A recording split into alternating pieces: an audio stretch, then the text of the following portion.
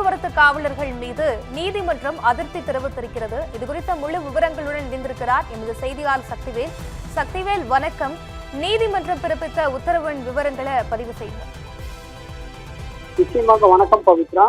பணியின் போது mobile phone பயன்படுத்த கூடாது என சுற்றறிக்கைகள் பிறப்பிக்கும் போக்குவரத்து காவலர்கள் மொபைலில் பேசுவதில் தீவிரமாக இருப்பதாக சென்னை உயர்நீதிமன்றம் அதிருப்தி தெரிவித்துள்ளது. கடந்த 2019 ஆண்டு சென்னையில் சிக்னலில் பெண் ஒருவர் நின்று கொண்டிருந்த போது பின்னால் வந்த கார் ஒன்று மோதி அவர் இந்த விபத்தில் சிறு காயங்கள் உடன் ஏற்பட்டார். நீதிமன்றத்திற்கு வரும் வழியில் இதை நேரில் கண்ட சென்னை உயர்நீதிமன்ற நீதிபதி ஆனந்த் வெங்கடேஷ் போக்குவரத்தை ஒழுங்குபடுத்தும் பணியில் உள்ள போக்குவரத்து காவலர்கள் தங்கள் பணியை கவனிக்காமல் பெரும்பாலும் மொபைல் போனில் செயலிகளையும் பயன்படுத்துவதிலும் செல்போனில் பேசுவதிலுமே தீவிரமாக உள்ளதால் இது போன்ற விபத்துகள் நடப்பதாக குறிப்பிட்டிருந்தார். இதை தவிர்க்கும் வகையில் உரிய உத்தரவுகளை பிறப்பிக்கும்படி டிஜிபிக்கு சென்னை மாநகர காவல் ஆணையருக்கும் உத்தரவிட்டிருந்தார். இந்த நிலையில் எல்ஜிபிடி பிலிப்ஸ் உரிமைகள்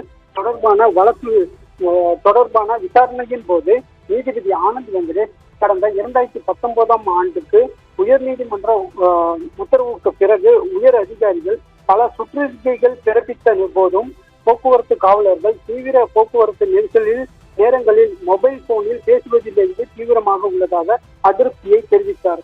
இந்த விஷயத்தில் காவல்துறையினர் மத்தியில் விழிப்புணர்வு இல்லை என கூறி குறிப்பிட்ட நீதிபதி கொத்தலாய் கருதி இந்த விவகாரத்தை காவல்துறை ரீதியாக விழிப்புணர்வாக எடுத்துக்கொள்ள வேண்டும். காவல்துறை தரப்பு வழக்கறிஞர்களுக்கு இது அறிவுறுத்தல்களையும் வழங்க வேண்டும் என தெரிவித்துள்ளார் பவித்ரா. நன்றி சக்திவேல்.